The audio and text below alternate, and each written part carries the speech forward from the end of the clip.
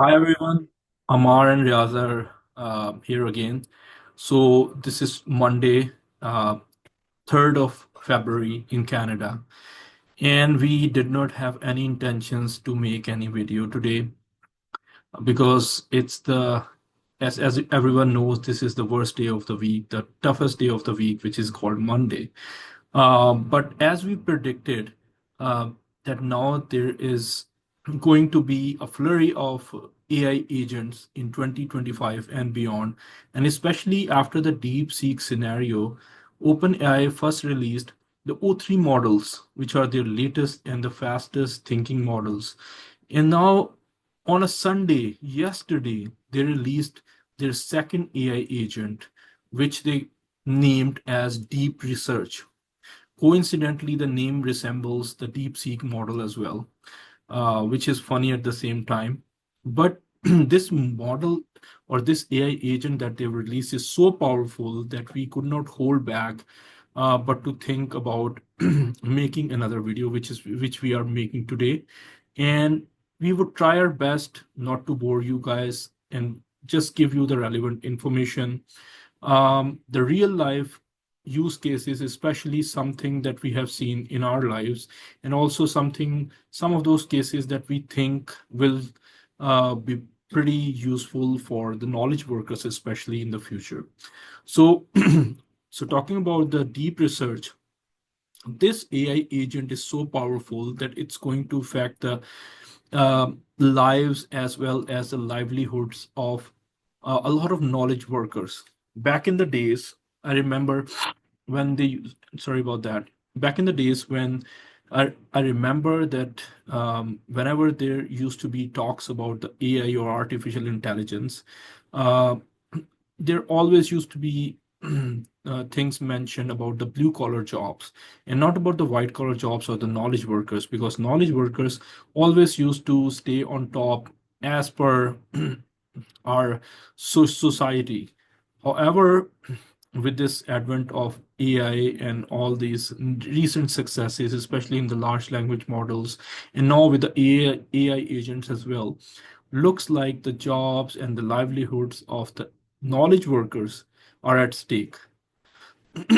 So, in this video today, or in this talk today, we will discuss about what jobs are at stake and how the knowledge workers can um, seek the help from AI agents like deep research into their work, not just for the research, but in general as well for their jobs as well. So let's just go into the um, article first, which was released by which was published by OpenAI just yesterday on a Sunday, which is very interesting. So, as we said, the battle is on, especially after the DeepSeek's R1 models release in on 20th of January. So this is the article, and you can see it was published on February 2nd, which was yesterday on the Sunday. It's called Introducing Deep Research. Here they have provided a bunch of details about this AI agent, and it's very interesting read as well. And we would really uh, uh, recommend our viewers to go through this article as well. We'll post the links to all these articles and all the stuff that we'll be discussing today in the description of our video. So please look at it. And so one thing that I quickly would like to show you is how this deep research AI model works. And it's basically a simple if you have worked in the simple chat GPT application or the AI model, we know that we have multiple AI models, and the recent ones are O1 and O3. And O3 is being the latest one, just released a few days ago. And these are thinking or the reasoning models. And let's say if we use O1 model, for example, and one of the examples that we were looking at a few minutes ago was Riaz and me, because we are from mechanical engineering. coincidentally the STEM professionals as well, is about Bernoulli's equation, which is extensively used in our field. So let's say, let's ask for a use case from ChatGPT about some of the use cases of the Bernoulli's equation, for example. And we are not going to go into the technical details of the Bernoulli's equation, but it is used in fluid mechanics, just F FYI. So let's say, can you, not all in caps, can you uh, give us 10 use cases of Bernoulli's equation?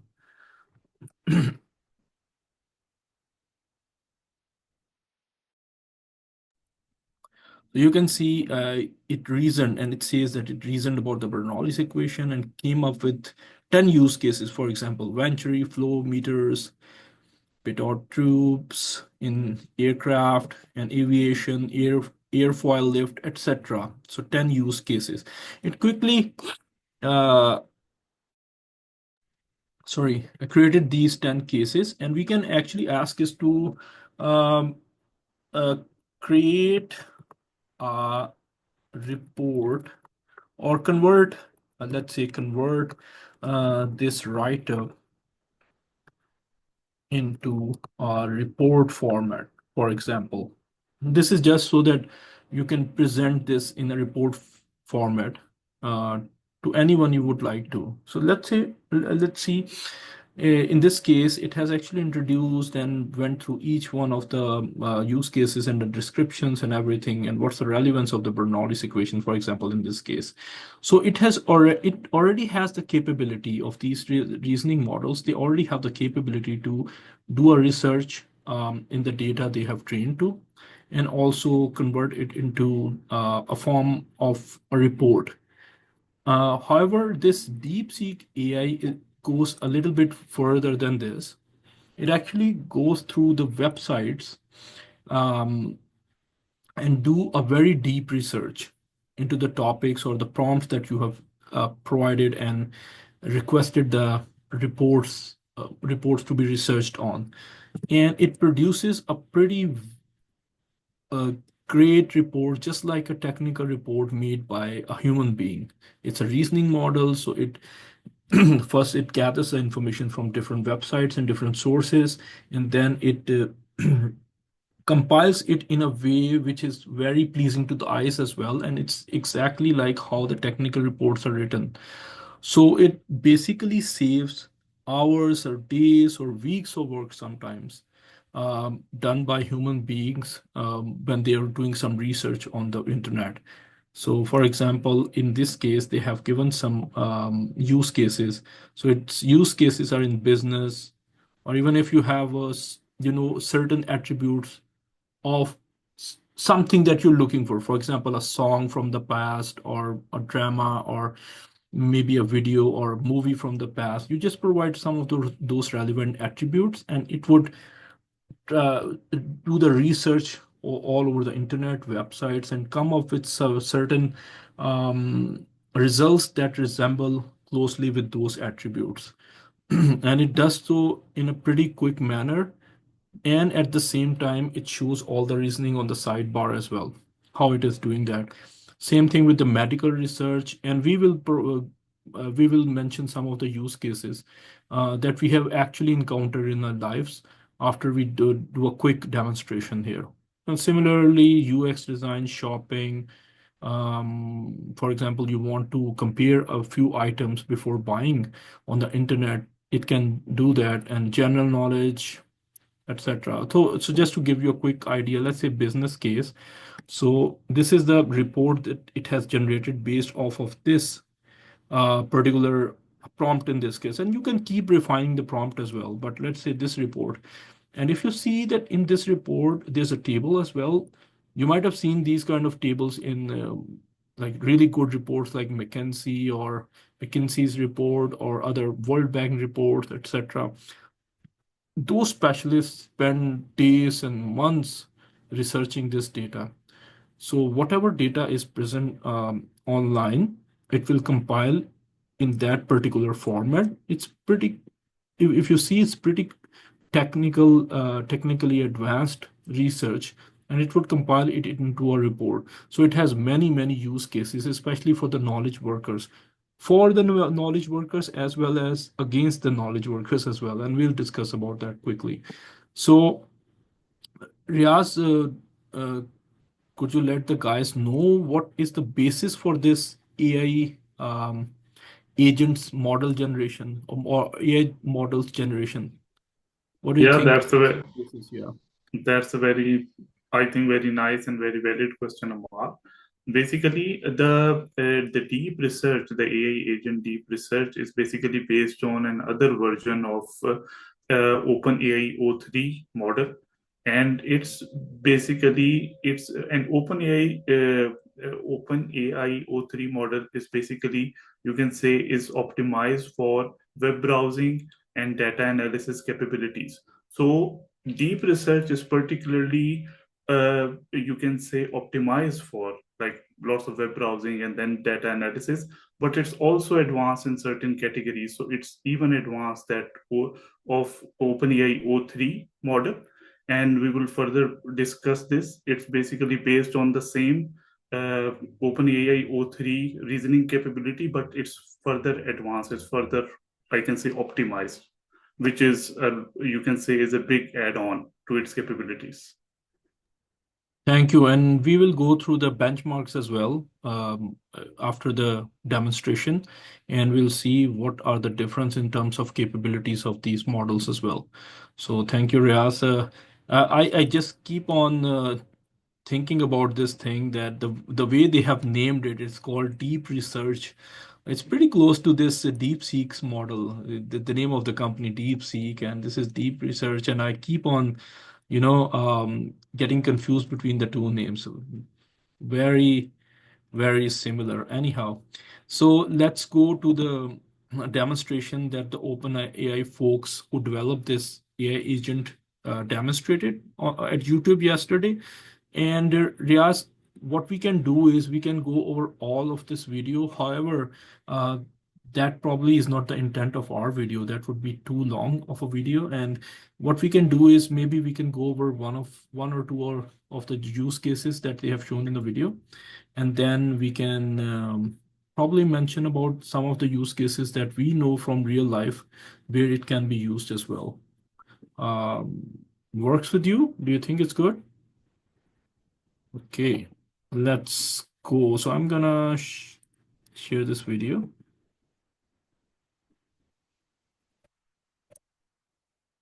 There are some volume concerns here, so I'm gonna start it.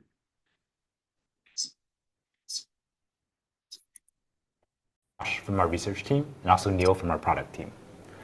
Do you guys notice anything strange? Yeah, it looks a little different. Well, it's because we're here in Tokyo. So hello from Tokyo, everyone. The reason we're here is later on, we're going to So I'm gonna fast forward the introduction so we just go into the crux directly. do a special event with one of our close Today, very excited to show you all how to use it. Deep research is accessible from a button right here in the beginning of ChatGPT. And from here, So as you can see, Riaz, this is basically the same interface of ChatGPT. And same interface, they are going to just prompt it. And here you can see there's a small icon where it says deep research.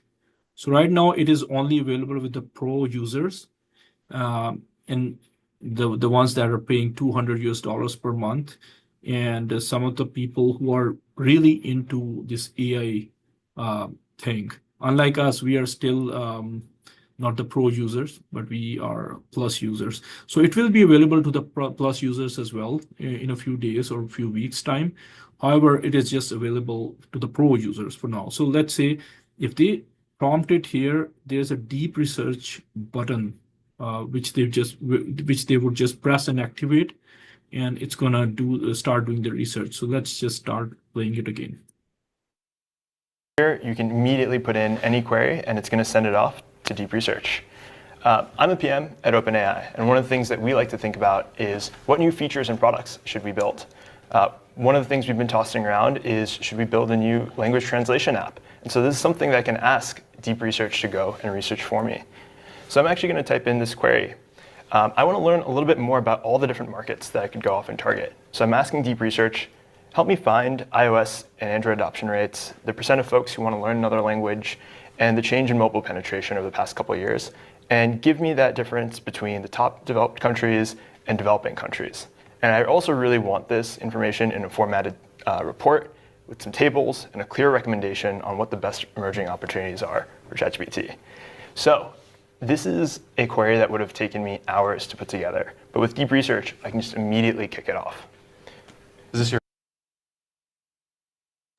So Riaz, I'll just pause here for our listeners or viewers. The point is that he has set up a query, set up a prompt here, and it's a pretty well-defined prompt, exactly what he's looking for. And he's just doing a market research without going into the details about what exactly he's looking for. He's just doing a market research. And then what I would like to tell you here as well, that all of this research is based off of whatever the data is present on the websites. So this is another thing that we will discuss later on. I think this tool is very powerful when it comes to the research papers and those things as well. But this one looks like it is searching or doing the research from the website only. So let's see how the deep research performs this research. Your actual side project at OpenAI? This is my side hustle when I'm not working on deep research. So what you'll first see is that deep research comes back with a set of clarifying questions. This is Just like a PM. just like this is super important, because if deep research is going on for 5-30 minutes, you really want to get those requirements right. And so there's a couple of questions that it's giving to us right now. How do you want mobile penetration set up? Do you want overall adoption rates or specific categories? Should the percentage of folks be on general interest or really engaged interest? These are really good questions that you'd expect an analyst to want to ask you when you're giving them a really tough prompt. And so it's really important that you can capture these up front. So I might answer something along the lines of, I want to look at this as a, give me penetration as a percentage of users, and look at overall usage. And then So Riaz, what he's doing, and we can see as well that he is actually, because this is a thinking model, so he has prompted, and now the model has come up with certain questions as well from the prompter as well. So he is actually letting the model know, or letting the AI agent know what exactly he's looking for. And he would also ask the model to make certain assumptions as well, based off of whatever research it comes up with. So over here, we can see that all of a sudden it was able to come up with certain really relevant questions. So I know it's going to be a pretty long video, but we have understood the crux of it. So we can quickly go on the solutions when this report is finally compiled, and it is actually after a few minutes of this video. So let's see the video for a few seconds, and then we'll move to the results. Your best assumptions on the rest. The model is really good at taking information that's sometimes specified and a little bit more open-ended, and using that to go off on a mission and get all the information that you need. So you can see right now, deep research has taken all of that and synthesized it and started kicking off its own research process. Whereas as this bar shows as well, that it has started to do the research. So now it is thinking, going over different websites and compiling the citations, as well as summarizing all of the information in the form of a technical report with all of that information. So it is doing autonomously. That's why it's an AI agent. So I think the part of the prompter is already completed. All the information is into the model, and all the requirements have been set up as well. So now the model is thinking, it is doing all the research, maybe we can go to the results, because in this video they'll be discussing a lot of different things as well, but we just want to stay on the application part of the things. So I'll just move along. The top countries. We've says here. Okay, so we don't have the. I will mute it for a second.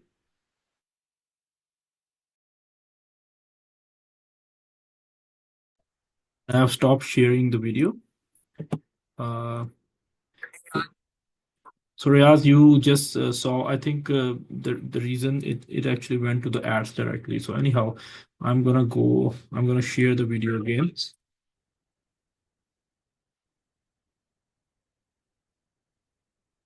Let me know when you can see it again. It's visible again, huh? Yes. Okay, I'll go directly to the results then. At the end of this. So Through that training, Super impressive. so we're looking up They're talking about the benchmarks, and I think we'll speak about the benchmarks after the use cases. examples of other existing poems and trying to help that, use that to help it reason through how to get to the answer. Map the field. And you can imagine if from such investigation. Other papers. hopefully, Okay, so this is not the same example that they started up with. There was another prompt as well. So they made another prompt, and then this is the research report, which the deep research model came up with. And at the top as well, I'm not sure how visible it is, but it says research completed in 7 minutes and 12 sources were considered to compile this report. First, you see the report, the way they show it, the way it's written, the way it's been compiled, and then we'll discuss about it further. hopefully this works, and next time we have to come to Japan, we'll be a little bit less jet lagged with the supersonic travel. Supersonic. So here's another example. It's a biology example. So we uploaded a paper and we want to find other papers on the same topic.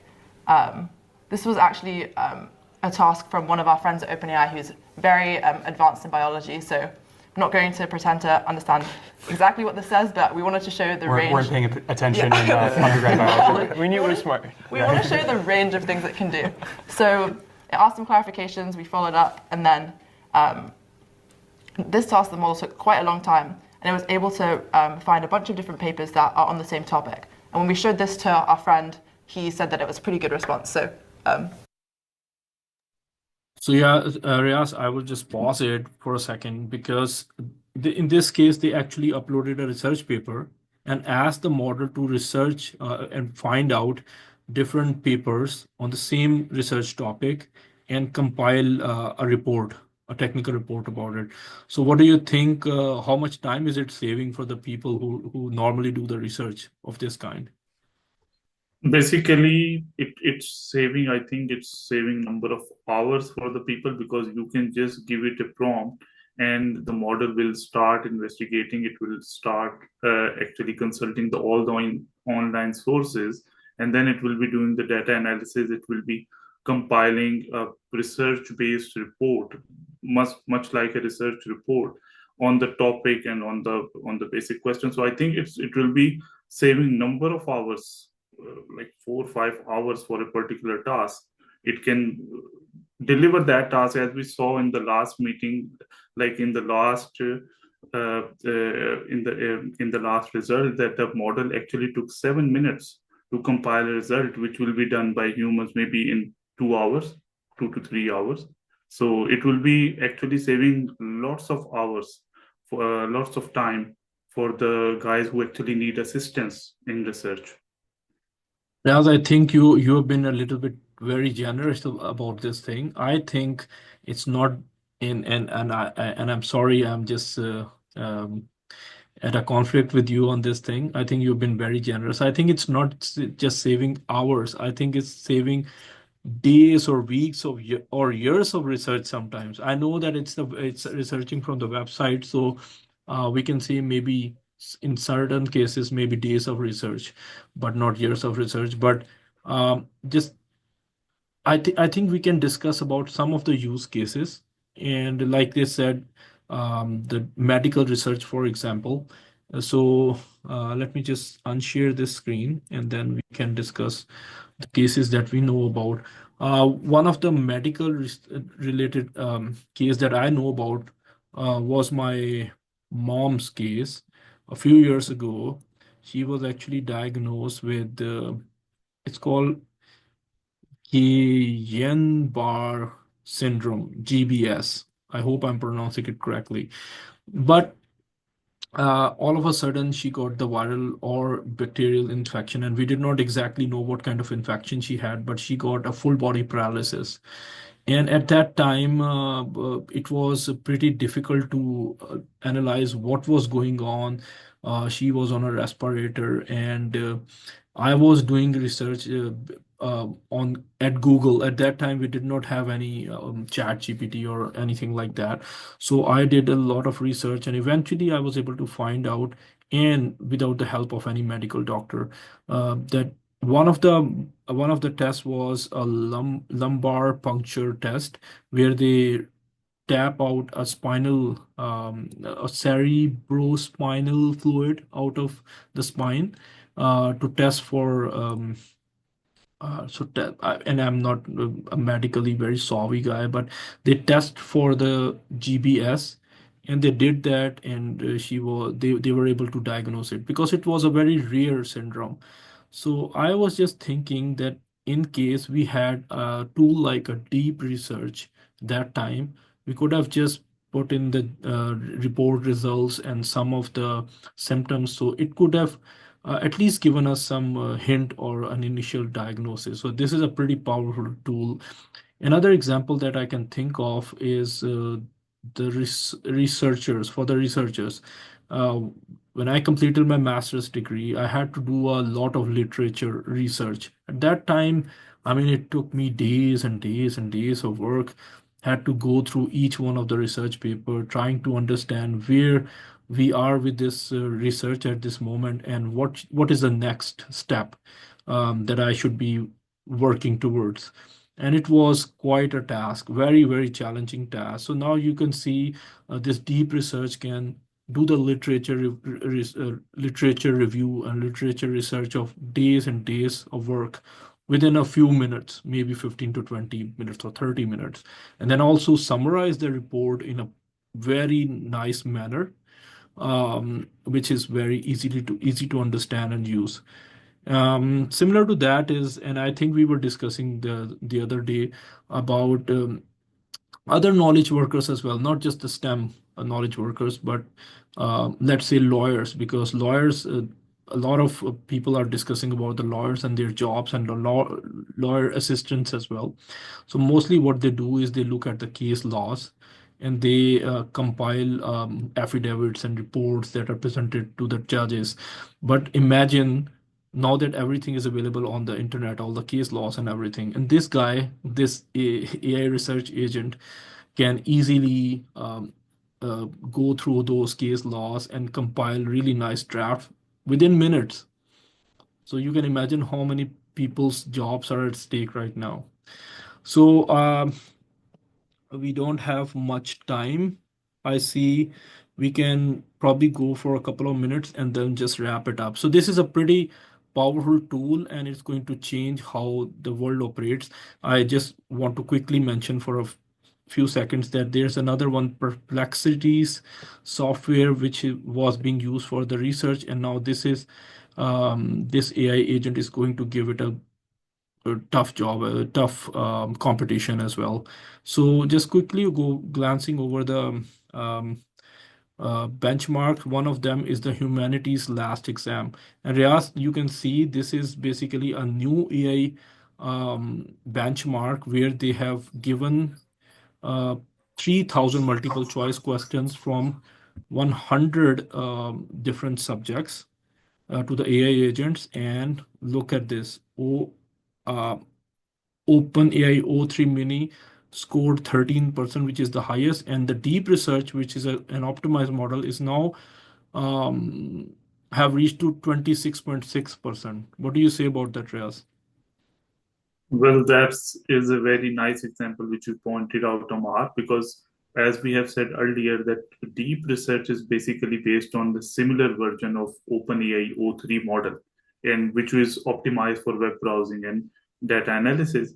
So here you can say that OpenAI O3 is achieving a 13% accuracy rate. On the other hand, the deep research, which is based on same philosophy, is achieving 26.6% accuracy, which is more than double. So here it's the clear takeaway is that the deep research is basically optimized for intensive research in a way that its efficiency for the research intensive task, its capability is more than double of OpenAI O3 mini high model, which is just released days ago. So here you can have a glimpse of how smart, how optimized this deep research model is, that it has taken a jump of 2 times with OpenAI O3, which is released just days ago.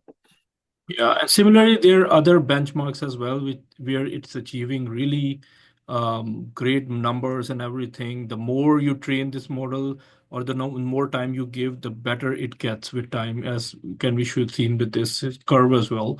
However, I think these are very technical. This will become very technical discussion. So let's just skip this thing and.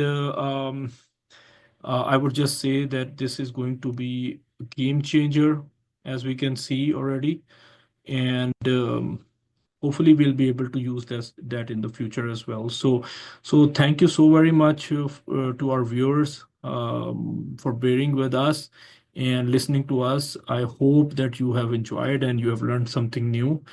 And we'll keep discussing about this agent and all the other AI future technologies and everything that comes up.